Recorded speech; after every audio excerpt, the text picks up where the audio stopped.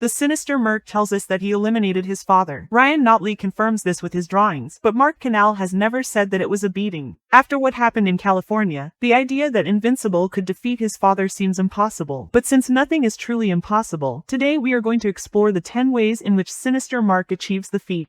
Number 1. The first one we must talk about is the possible execution by the Viltrumite Empire. So, in this first theory we are basing it on the fact that the Viltrumite Empire arrives on Earth early in the week in which Mark awakens his powers. The agents cannot believe what they are seeing. Lieutenant Nolan, instead of informing them of his historic discovery, is found reflecting on Everest. Abandoning his duties is nothing less than treason. The sacred Viltrumite execution is ordered, and Trot, to make sure to eliminate the germ of soft hearts, decides that Mark himself will execute his father. With both hands pinned and no chance to defend himself, Cannibal Mark beats his father until he executes him by ripping out his heart. I like this theory because it's clear that the brain of the Cannibal C has a few screws loose. No matter the circumstances of how he finished his father, he will always sell it as if it were a fair fight. But let's be honest, a guy who can't finish off Best Tiger doesn't stand a chance against the strength of the best explorer in the Viltrumite Empire. Number 2. The War of the Invincibles taught us that there are useless and worthy heirs of Viltru. Just as there are extremely strong Marks, there may be universes where Nolan is not as strong as the original. Viltru's story is a mess, but the only thing that is 100% confirmed in all its versions is that after Tito's betrayal, the Viltrumites murdered each other, which exterminated the weaker Slavonians and gave them an additional step in power. If Titus does not execute his betrayal against Emperor Argyle, the Viltrumites would undoubtedly be weaker, but still with the necessary strength to continue with the conquests. Before the Purge, many of them had a power level below that of an immortal. In those conditions, a hybrid Viltrumite would be the strongest of all. His rage and adrenaline in extreme situations would be unstoppable. If Mark has already managed to overcome the most bloodthirsty of agents, just imagine what would happen to Conqueror who lived through the Dark Ages. This is the only scenario in which sinister Mark would defeat his father in a head-on fight, and it would only be possible if the power level of this Omniman was closer to that of an immortal than that of the Mad Conqueror. Because as we saw, most Invincibles can defeat an immortal with relative ease. Another possibility is that Nolan had a heart condition like the good Goku without his medication who died suddenly during his fight with sinister Mark. An interesting twist to this theory is found if we consider that the real heart disease was the love for his son. Let's imagine that Mark Sinistro's father transformed into a genuinely good being, while his son is a complete psychopath. The latter shared the true story of Deetram with him, but upon learning the information, his sick son uses that information to justify his psychopathy. Now any atrocious act is due to his blood connection to Deetram. Nolan tries to guide him with love, understanding and tenderness, but in his son's head he can't stop fantasizing about his elimination. The day comes, but in this universe it's Mark who attacks. Nolan, without the heart to hurt his son, doesn't fight. He just surrenders and ends up with his soft heart extracted. The Viltrumite surrenders to death for having developed feelings, much like the original Nolan was on the verge of giving up after hurting his beloved Mark. Without Nolan, sinister Mark dedicates himself to torturing every being on the planet and is recruited by astronomes so that the Viltrumite Empire can come to Earth. On the other hand, a theory that makes more sense is that sinister Mark took advantage of his moment of vulnerability in the hospital to end his father's life.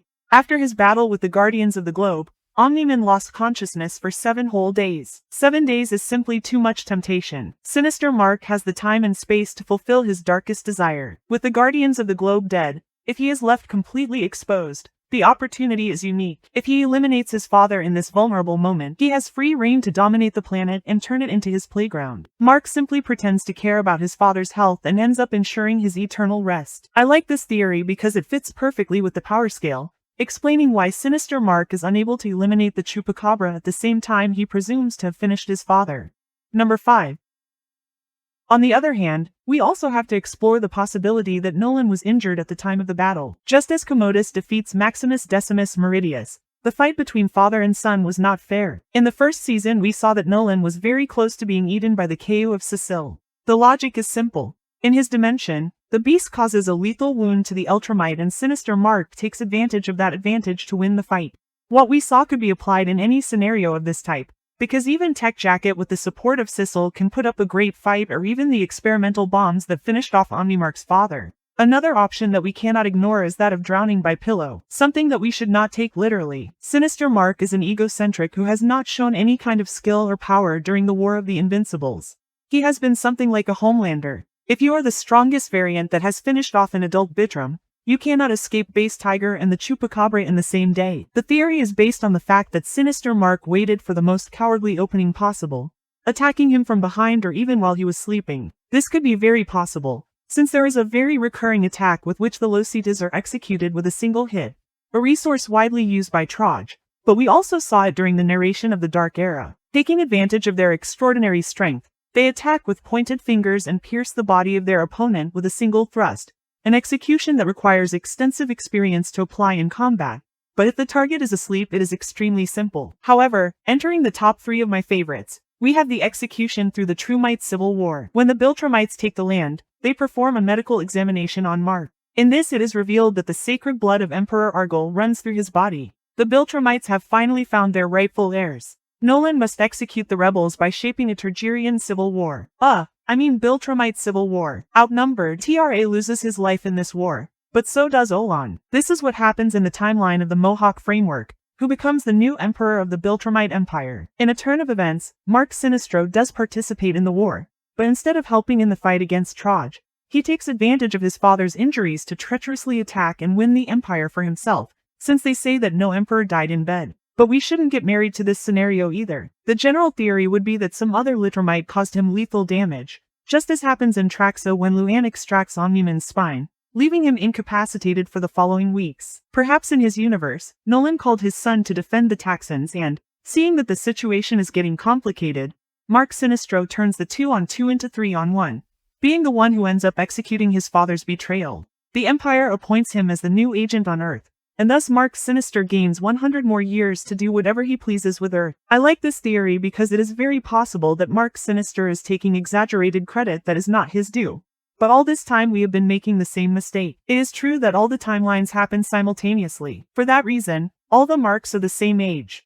There is no such thing as a child Mark or a 500-year-old Mark. But this does not mean that the events are the same. Our Mark is the Mark Prime because his heroic decisions have caused him to fail in challenges that none of his other versions accept, from rebelling with his father, fighting Battleby or even defending Traxa, while the other Markses are simply thugs who have never faced real challenges, so they have had no reason to improve. A mediocre 18-year-old Mark is enough to dominate the planet Earth. So, the events of Mark Sinister are very different. They have very different relationships and conflicts than those of our Mark. For example, in my video about his story, we propose that his psychopathy developed after Nolan killed his mother during his childhood. In the comics, Sinister Mark regrets not having had the opportunity to finish off Deborah with his own hands, a frustration that leads him to finish off his father and ingest his remains, since he grows up with a completely different set of values than the original framework. Not much time has passed since Mark fought his father until he defeats Conquestes. Without Deborah, the Sinister Mark was trained to be the best Bitramite, and perhaps that is how he had enough power to finish off his father. The reason why the Vertramite does nothing during the War of the Invincibles can be justified as his need to psychologically torture his adversaries is similar to Conquestes in that sense, and the War of the Invincibles is so short that he did not have time for his Machiavellar games. However, we will never know how the fight happened. It is an enigma that will not be resolved. That's why, before the last theory, I invite you to leave your version in the comments. Number 1. 3 years ago, when we did the summary of the Invincible War, I told you that it was very likely that Omnimark was lying when he said that he ended his father's life and that the only one who seemed to have done it was the Sinister Mark. The series seemed to prove us right. They took Omnimark's line and gave it to the sea with a cape, but if they already did it once, why wouldn't they do it again? These Marks haven't even turned 20 yet. They are inverbal children. They have all seen how powerful their father is. It is likely that in order to get attention they lie to gain respect that they do not deserve. So far, the only display of power of the Sinister Sea is when he eats all his companions for breakfast. But what if his methods were not through force, but rather with a behavior very similar to Player 100 in the Squid Game, allying himself and eliminating his own rivals through Machiavellian techniques that do not use force, but strategy? We already know that the guy is a self-centered psychopath.